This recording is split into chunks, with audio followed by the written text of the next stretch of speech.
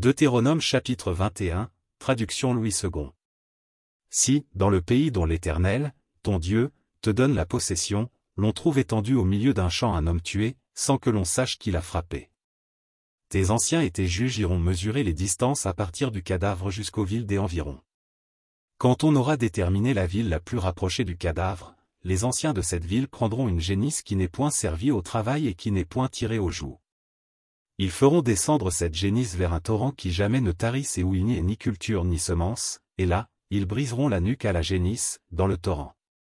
Alors s'approcheront les sacrificateurs, fils de Lévi, car l'Éternel, ton Dieu, les a choisis pour qu'ils le servent et qu'ils bénissent au nom de l'Éternel, et ce sont eux qui doivent prononcer sur toute contestation et sur toute blessure.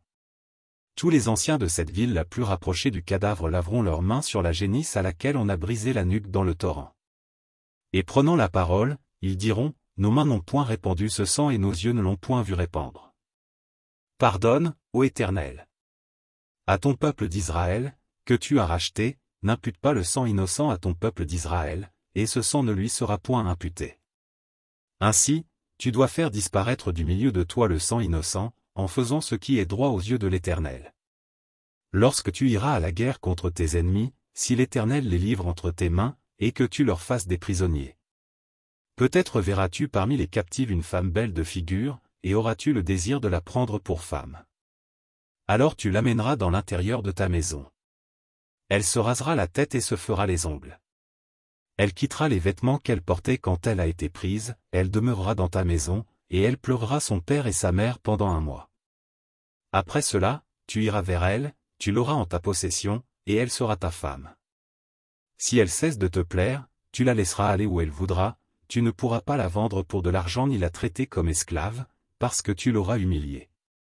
Si un homme, qui a 2 femmes, aime l'une et n'aime pas l'autre, et s'il en a des fils dont le premier-né soit de la femme qu'il n'aime pas, il ne pourra point, quand il partagera son bien entre ses fils, reconnaître comme premier-né le fils de celle qu'il aime, à la place du fils de celle qu'il n'aime pas, et qui est le premier-né.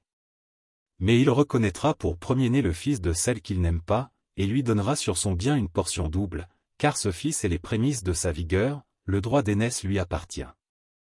Si un homme a un fils indocile et rebelle, n'écoutant ni la voix de son père, ni la voix de sa mère, et ne leur obéissant pas même après qu'ils l'ont châtié, le père et la mère le prendront, et le mèneront vers les anciens de sa ville et à la porte du lieu qu'il habite.